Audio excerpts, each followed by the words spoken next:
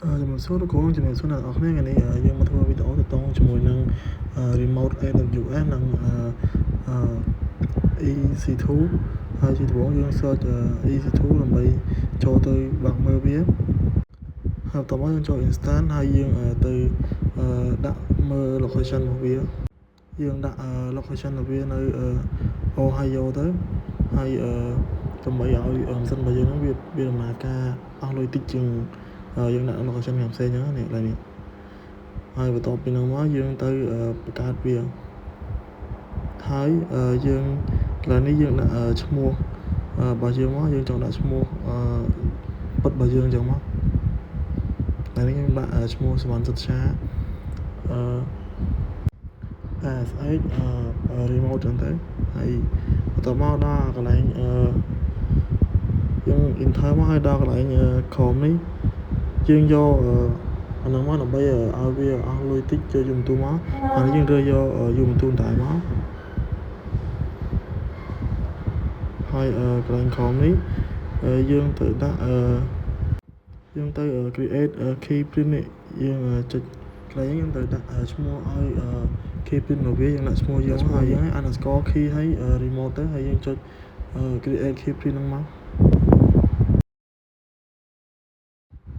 ហើយបន្ទាប់មកយើងទៅក្រុមទៀតដើម្បីdownload អាហ្នឹងហើយពេញហើយបន្ទាប់មកយើងទៅដាក់allow ឲ្យ ASH platform របស់វាហ្នឹងយើងទៅ allow មកហើយយើងចុចបង្កើតវាមកហើយកន្លែងនេះគឺវាបង្កើតបានជោគជ័យយើងឃើញសញ្ញាបកឃើញហើយយើងត្រូវរងចាំឲ្យវាហើយចាំឲ្យវា check មើលរួចរាល់ហើយបើយើងចូលទៅប្រើនឹងម៉ាស៊ីនរបស់វាបានយើង refresh វាពីរដងមកហើយយើង refresh ទៅមកកន្លែងនេះវាជោគជ័យហើយយើងអាចចូលទៅប្រើវាបានយើងប្រើលើវាមកហើយកន្លែងនេះយើងត្រូវ copy កន្លែងលេខ3ហ្នឹងដើម្បីយកទៅប្រើនៅក្នុងGitBash របស់យើងហ្នឹងយើងចុចលើហ្នឹងមកហើយយើងបើកដំណើរការវាប្រើមកហើយយើងចូលទៅ CD download key pair របស់យើងថាយើងបាន download មកអញ្ចឹងយើងទៅ CD វាហើយdownload វាមកហើយកន្លែងនេះយើងបាននេះចូលយើងចូលទៅ copy កន្លែងលេខ3ហ្នឹងយកមកផានៅក្នុងGitBash របស់យើងហ្នឹងមកហើយយើងផាសចូលហើយយើង enter មកហើយបន្ទាប់មកយើងទៅ copy ASH របស់យើងមួយទៀតដើម្បីមកផាសនោះមកហើយ enter មកហើយនេះគឺវាសួរយើងចេះដើម្បី connect ចូលមកហើយនេះយើងចូលបានជោគជ័យ ASH របស់យើងហ្នឹងហើយបន្ទាប់មកយើងប្រើ command who am I ដើម្បីមើលឈ្មោះយើងជួបបន្ទូហ្នឹងហើយបន្ទាប់មកយើង pwd present working directory ដើម្បីមើលវាហើយបន្ទាប់មក host name ហើយបន្ទាប់មកយើងចូលទៅក្នុង lab របស់យើងគឺយើងទៅ sudo update វា sudo apt update មកយើងវាយតាមនោះមក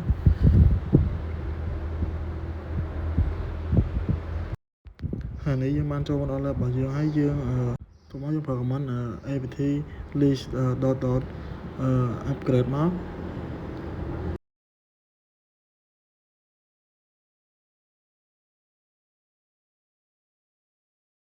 អូឡើយនេះខ្ញុំវាយខុសវាយ list ខុសចឹងយើងសូមវាយភាសាទៀតនៃវាយ apt list upgrade មកហើយវា enter មកហើយបន្ទាប់មកយើងទៅ install tree វាដោយសារតែបើយើងនឹងវាមាន tree ប្រើយើងទៅវាយ command sudo stand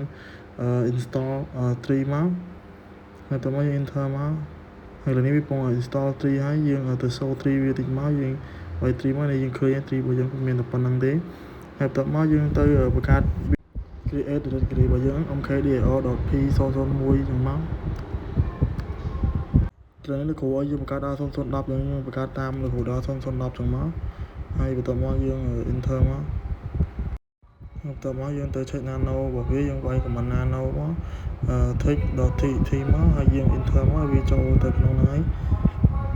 បន្ទាប់មកយើងចូលទៅ copy text ដែលលោកគ្រូបានផ្ញើឲ្យនៅក្នុង Telegram ហ្នឹងហើយយើង copy text ហ្នឹងមកហើយយើងយកមកផាសនៅក្នុងនេះយើងមកហើយបន្ទាប់មកយើងចុច control O ដើម្បី save វាហើយ control X ដើម្បីចេញមកវិញហើយកន្លែងនេះយើងចេញមកវិញហើយ បន្ទាប់មកយើងទៅវាយ command copy text ដែលយើងបាននេះមិញហ្នឹងយើងវាយ cp text ដល់ txt ហ្នឹងមកដើម្បីដាក់វា copy វាចូលក្នុង category 01របស់យើងហើយបន្ទាប់មកយើងទៅឆែកមើល tree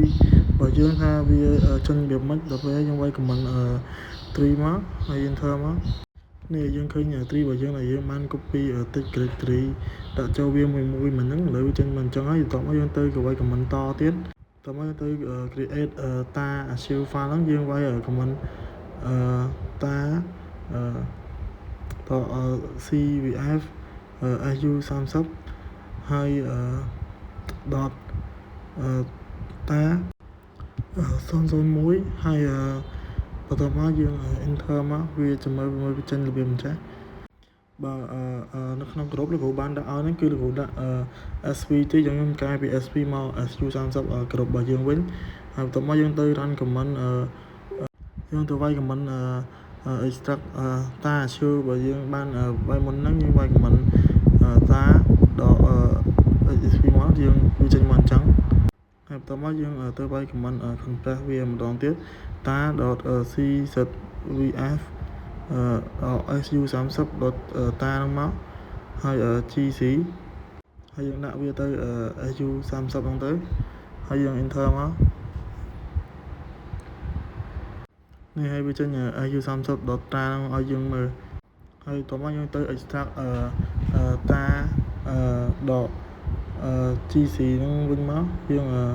វាយ command tar ហើយយើងដូរ c ដល់អក្សរ h វិញមកហើយយើងលុប su30 ចោលទៅដើម្បី enter មកនេះគឺវាចេញបែបហ្នឹងគឺវាអស់ហើយបន្ទាប់មកយើងចូលទៅ command zip ម្ដង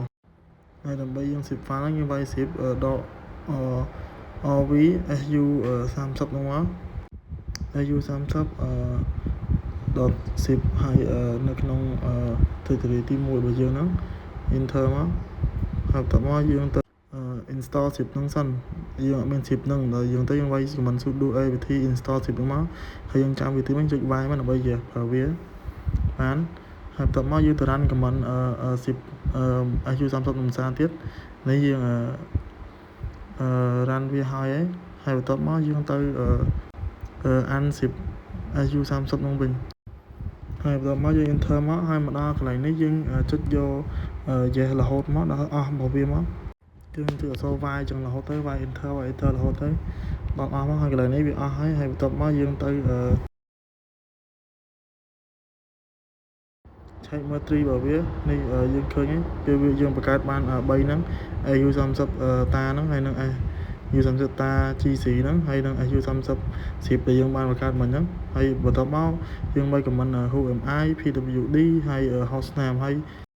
យើងវាយតាមហ្នឹងទៀតមកដើម្បីឆែកមើលវាហើយវីដេអូរបស់យើងបានចប់ត្រឹមហ្នឹងអរគុណលោកគ្រូនិងអរគុណអ្នកទាំងអស់គ្នាបានទស្សនាជំរាបលា